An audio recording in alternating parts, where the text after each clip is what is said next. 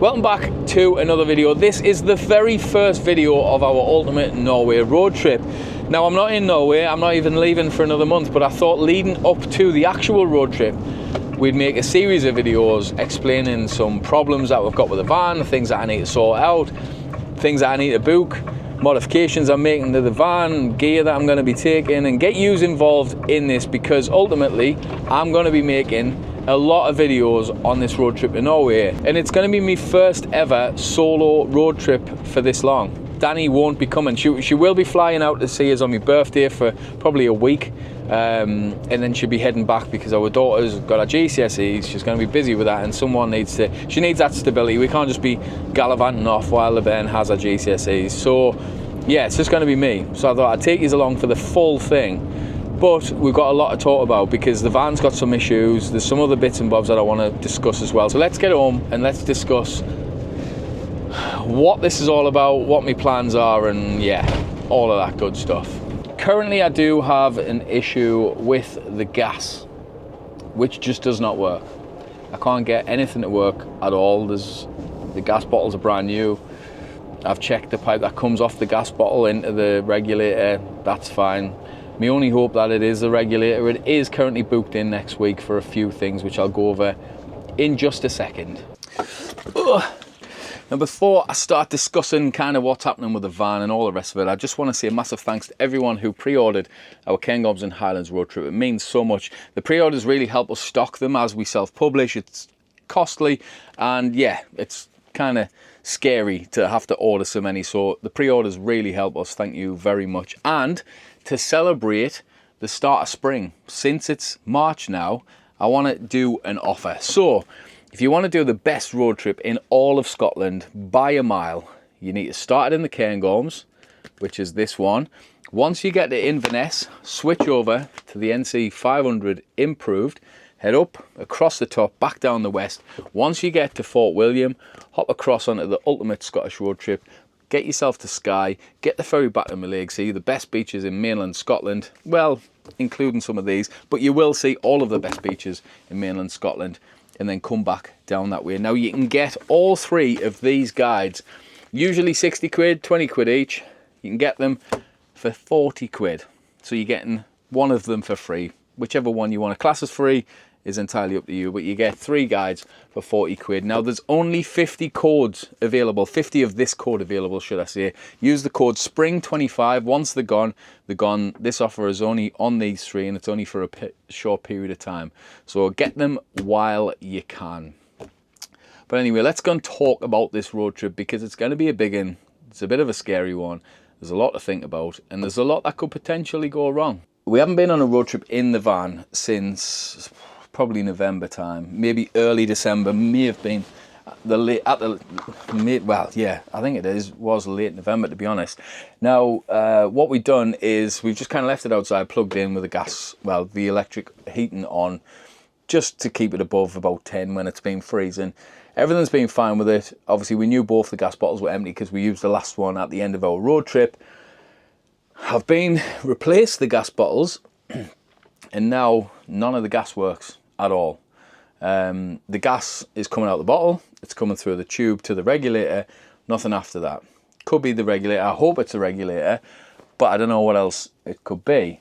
We are going to have to change the gas system before Norway, because obviously getting gas is a bit of an issue, because it's a different type of bottle and stuff that you need over there, and different connectors and that kind of thing, and that's not going to really be much use, because that means I have to go without any gas, try and buy a bottle there, buy the different connectors, but then what do I do with these bottles? I'd have to leave them here, and just a mess on. So what I'm going to do is I'm going to get an underslung tank fitted.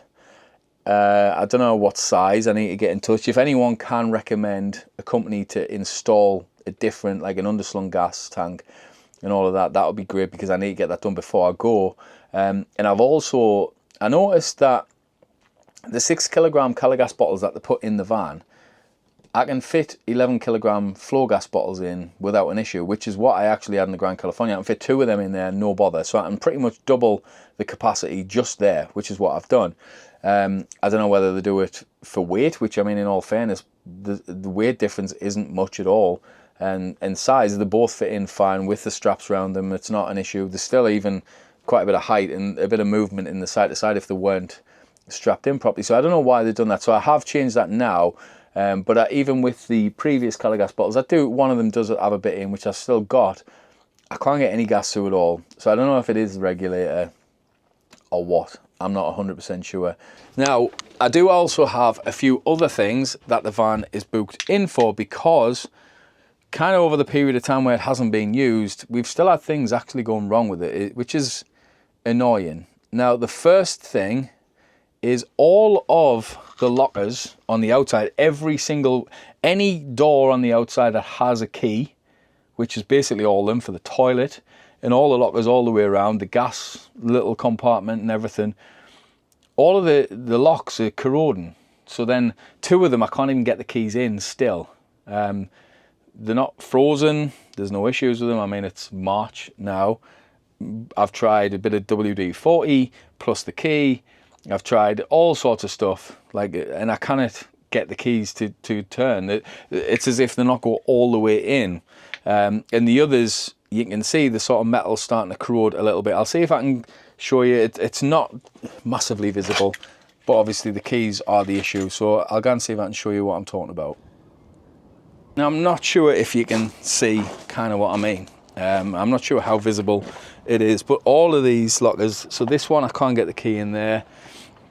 The one down there, which is where I keep the hose pipes, one of them I can't get the key in there. This one works fine now, and doesn't look too bad actually now, that one doesn't look too bad, but that one's a bit like the key, you get it in there, it's just not, I mean, they've never felt fantastic, but they've all worked, and that's the problem at the minute, they just don't work. I'll show you the gas while I'm on, because I can get into this one.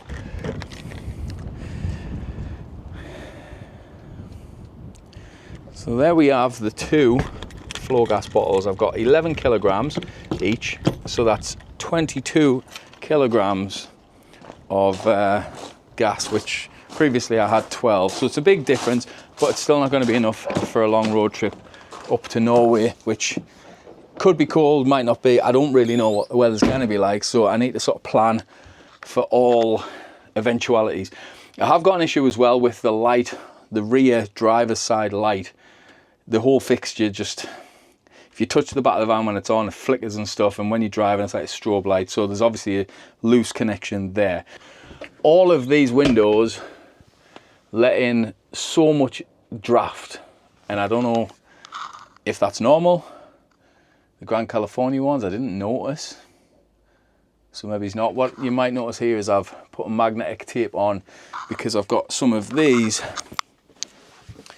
which magnet on just to try and keep some of the cold out while the weather was freezing, just to stop having to work the heating so hard while we weren't in it. But these do let a ton of cold air in.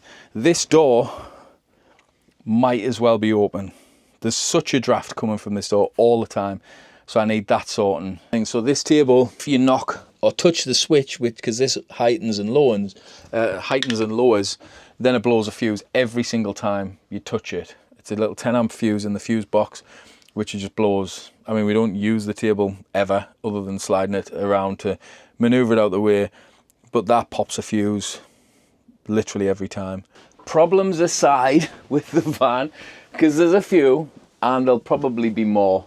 I just thought we'd talk about the plans kind of leading up to Norway. So what I'm hoping to try and do is to cover as many topics as I can and show as much of the process leading up to this road trip as I can, because it's going to be a big road trip. Like I said earlier in the video, it's the first solo road trip I've ever been on, really. That's more than a couple of days, so it is going to be hard, and I do really enjoy going everywhere with Danny. I would much rather be with her than literally anyone else. Obviously she's my wife, and I love sharing places when we see things and kind of seeing them together, and that's all soppy in that, but ultimately, if that's not how you feel, you're probably not in a good relationship, so that's not my problem. Plan is, I want to vlog every single day of the trip. I might try and have maybe one day a week, like a Sunday, so I'm trying to find a church to go to, have a day catching up, because I'm going to have to do my own washing, I'm going to have to cook some meals for, I think I might be able to prep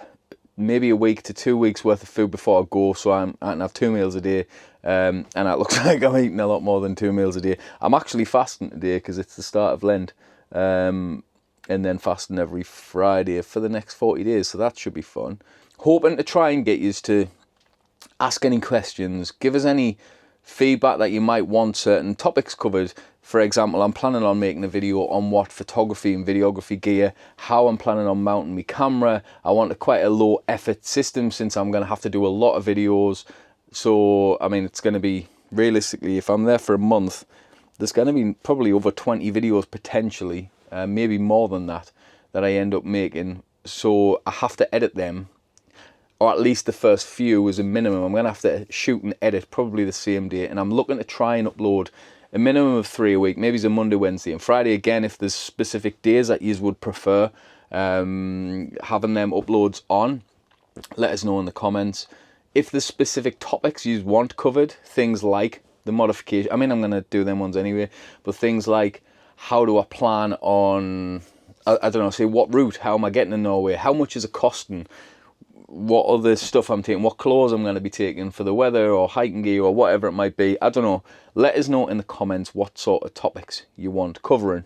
I have the van booked in on Monday next week to get things repaired, hopefully, the problems fixed.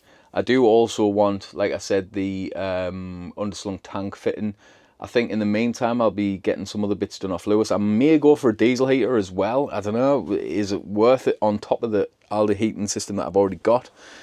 It would be nice to not rely on just gas and have something that's there on diesel, where I'm never going to not have diesel in the van. How would you like the videos and the vlogs when I'm there to be?